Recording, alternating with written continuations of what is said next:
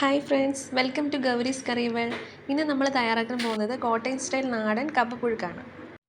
ഇത് തയ്യാറാക്കാൻ വേണ്ടി ഞാനിന്ന് എടുത്തിരിക്കുന്നത് നന്നായി കഴുകി വൃത്തിയാക്കി 1 കിലോ കപ്പയാണ്.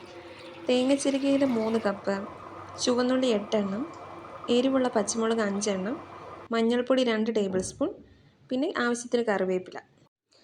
ഇനി നമുക്ക് കപ്പപ്പുഴുക്ക് എങ്ങനെ തയ്യാറാക്കാമെന്ന് നോക്കാം. ഇനി നമ്മൾ എടുത്തു വെച്ചിരിക്കുന്ന തേങ്ങ ചിരകിയതും ചുവന്നുള്ളിയും പച്ചമുളകും മഞ്ഞൾപ്പൊടിയും കറിവേപ്പിലയും ചേർത്ത് മിക്സിയിലൊന്ന് കറക്കിയെടുക്കുക. അതിനുശേഷം നമ്മൾ കഴുകി വൃത്തിയാക്കി വെച്ചിരിക്കുന്ന കപ്പ കുക്കറിലേക്ക് മാറ്റുക. ഇതിലേക്ക് നമുക്ക് കപ്പ വേവാൻ ആവശ്യമായിട്ടുള്ള വെള്ളം ചേർക്കാം. ഇതിന് ശേഷം നമുക്ക് കുക്കറിൽ ഒരു 4 വിസിൽ വരുന്നത് വരെ വെയിറ്റ് ചെയ്യാം. കുക്കറിൽ 4 വിസിൽ വന്നതിന് ശേഷം അത് തുറന്ന് നോക്കുക വെന്തിട്ടുണ്ടോ എന്ന്. വെന്തിട്ടില്ലെങ്കിൽ 1-2 വിസിൽ എക്സ്ട്രാ അടുപ്പിക്കാവുന്നതാണ്. വെള്ളം ഊറ്റി കളഞ്ഞതിന് ശേഷം നമ്മൾ വീണ്ടും കപ്പ അടുപ്പത്ത് വെക്കേണ്ടതാണ്. അതിലേക്ക് നമ്മൾ അരച്ച് വെച്ചിരിക്കുന്ന അരപ്പ് കപ്പയുടെ മുകളിലായി ചേർക്കുക.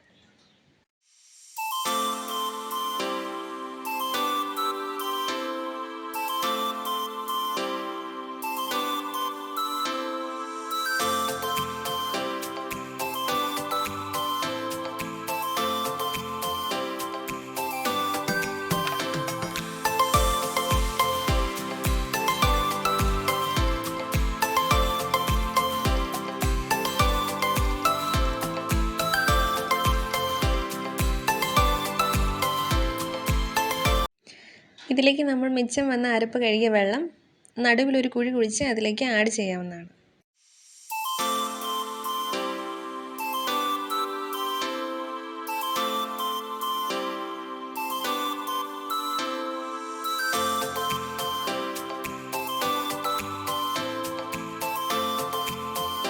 ഇതിന് ശേഷം നമുക്ക് കുക്കറിൽ ഒരടപ്പ് വെച്ച് മൂടി ആവി വരുന്നതിന് വേണ്ടി വെയിറ്റ് ചെയ്യാം. ഇപ്പോൾ അരപ്പ് നന്നായിട്ട് വെന്ത് ആവി വരാൻ തുടങ്ങി. ഇനി നമുക്കിതിലേക്ക് വെള്ളമുണ്ടോ എന്ന് നോക്കാം. അതിനായി തടിത്തവിയുടെ ബാക്കി വെച്ച് കപ്പ വേവിച്ചതിൻ്റെ നടുവിലൊന്ന് കുത്തി നോക്കുക. വെള്ളമുണ്ടെങ്കിൽ വെള്ളം വറ്റിയതിന് ശേഷം നമുക്കിത് വാങ്ങി വയ്ക്കാം.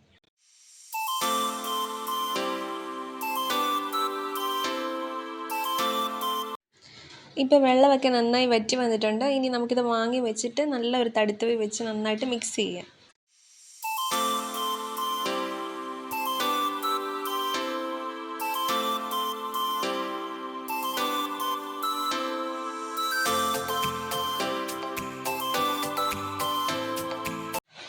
അരപ്പ് എല്ലായിടത്തും നന്നായി മിക്സ് ചെയ്യുന്ന രീതിയിൽ നന്നായിട്ട് ഇളക്കി കൊടുക്കുക.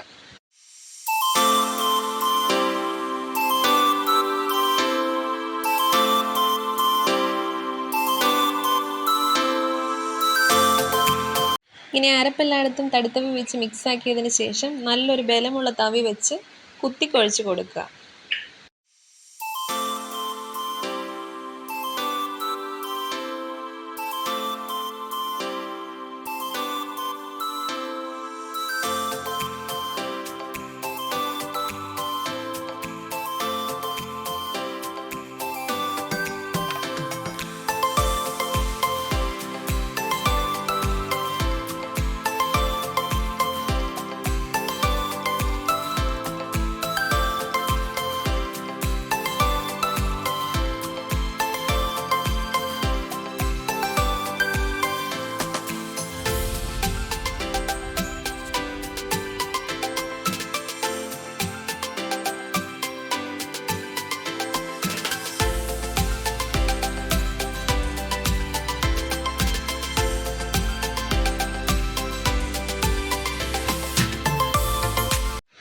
അപ്പോൾ നമ്മുടെ നാടൻ കോട്ടയം സ്റ്റൈൽ കപ്പപ്പുഴുക്ക് റെഡിയായിരിക്കുകയാണ്. ഇനി നമുക്കിതൊരു പ്ലേറ്റിലേക്ക് മാറ്റാം.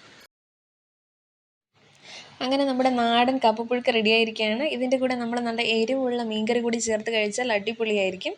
അപ്പോൾ എല്ലാവരും ഈ റെസിപ്പി തയ്യാറാക്കി നോക്കുക. എന്നിട്ട് ഈ വീഡിയോ ഇഷ്ടമായെങ്കിൽ ലൈക്ക് ചെയ്യുകയും ഷെയർ ചെയ്യുകയും സബ്സ്ക്രൈബ് ചെയ്യുകയും ചെയ്യുക. അപ്പോൾ ഇനി അടുത്തൊരു വീഡിയോ വരെ കാണുന്നതായിരിക്കും. ബൈ.